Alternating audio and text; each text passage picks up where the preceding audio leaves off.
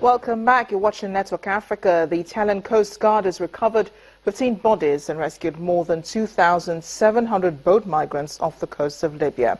This happened on Monday when the Italian Navy also said 6 bodies had been found after migrants fell out of a leaking rubber boat. The migrants were saved from 19 dangerously overcrowded rubber boats and 4 small boats, according to the Coast Guard. People smugglers operate freely in Libya, cashing in on migrants desperate to reach Europe.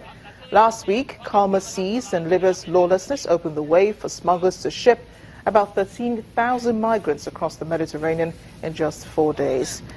Europe's worst migrant crisis since World War II is now focused on Italy, at Europe's southern frontier, where some 93,000 people had arrived by the end of August. Now to Zimbabwe, where for the past few weeks, citizens have been calling for President Robert Mugabe to step down because of the country's economic situation. Now, the protests had initially been led by popular pastor Evans Marire, who's fled to the United States now.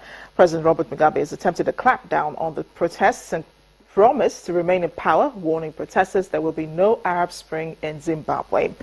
Joining us now to discuss this is Zimbabwean businessman and publisher Trevor Nkube. He joins us from Johannesburg, South Africa.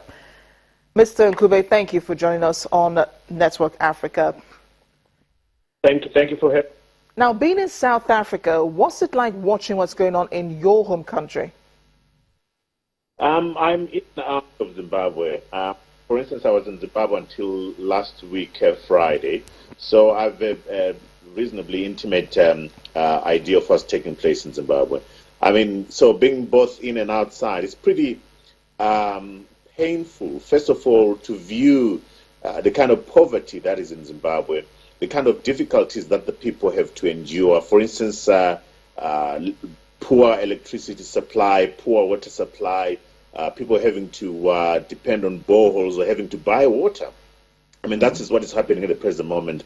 Unemployment is around about 95%. So people don't have jobs, and people are battling to get cash. There's no cash in banks, and banks are struggling. The economy is struggling. The manufacturing sector is struggling, operating around about 30% of capacity. So it's a really tough environment that Zimbabweans are having to endure. Hence the kind of restive situation that we've seen in the past.